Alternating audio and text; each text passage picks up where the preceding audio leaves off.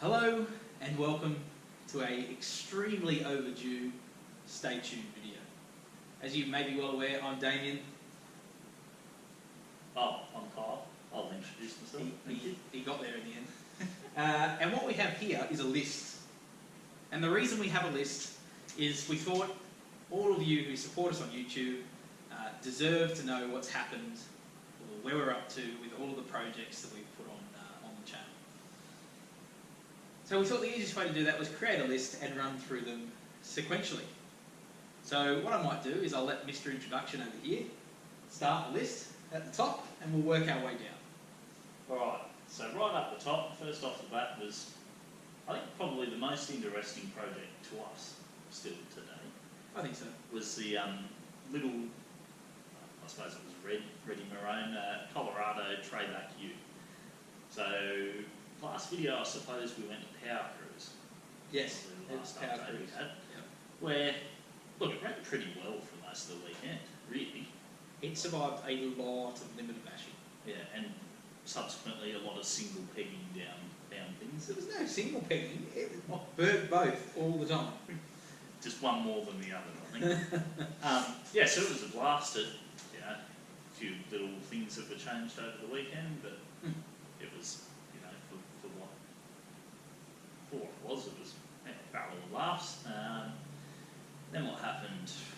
We came back, we then put an injector module on it. Yeah, we tried a different Unichip injector module which helped the sort of drop off or the peakiness of the power a lot. It made, I think within 5 kilowatts of what it did before, 265 or 267 or whatever it was. But yeah, it was just much more linear, much more. What else we did? We installed the front mount. Yes, So that's right. you may remember we had this stupid little water-to-air intercooler sitting over the motor, which was literally a throw together in 15-minute job before Power Cruise. It was very restrictive. We had to have stainless steel cable ties around the thing to the top of the engine, to the rocker cover, to stop it lifting up under boost and blowing all the hoses off. Like, it was very not ideal. But it got us through Power Cruise. And once we took that off and did a proper front mount setup, which we did in the last, we ran through in the last video, now that I think about it. It was miles better. It came on much earlier, it was much more responsive, the intake air temps were much better, and it also enabled us to get that flatter power curve. Yeah, so even though the end number was no better, it drove 1,000 times nicer. It literally drove like a different car. It did. Yeah. So it was good. So I'm not knocking water-to-air intercoolers here. Even that one we had, but with not little pipes on there randomly stashed across the engine. If it was done properly, it would have been fine. Yeah. It wasn't done properly. It was literally probably the cheapest one that was on eBay.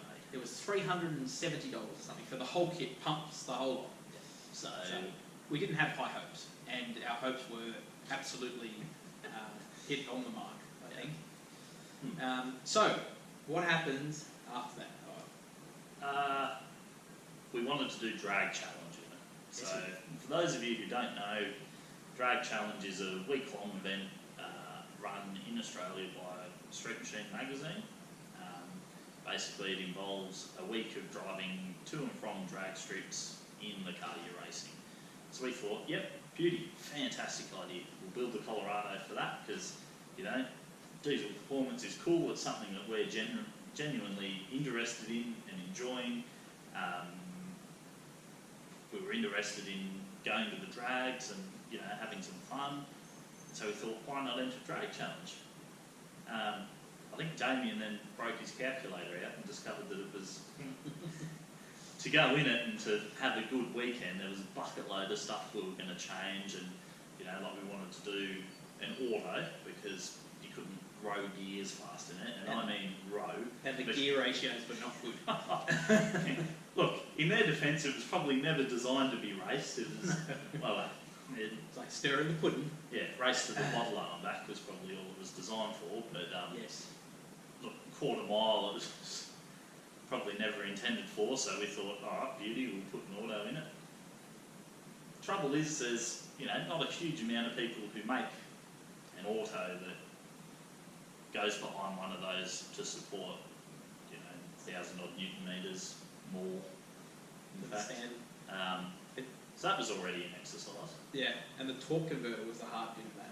The box itself is an A340, so I think we were talking to MB Automatics in Michael there, who was awesome. He didn't see it a concern, but even he brought it up that the torque converter was going to be the problem. So that was one concern. We were talking about suspension setups. We were talking about compound turbos. We then needed a bigger injector pump. We needed bigger injectors, bigger injector pump. Yeah. The list sort of just started compounding, and before you realise it's sort of a $35,000 upgrade to a car that cost me $4,500, and it just, as much as we would love to do it purely just to show you and to have some fun, this is all personally funded by myself or Kyle, depending on the vehicle, and we're not millionaires or sheikhs or anything like that. And so could we point out, you bought a house, I have also bought a house, which did slow progress ever so slightly. and I've just been in the States for a month.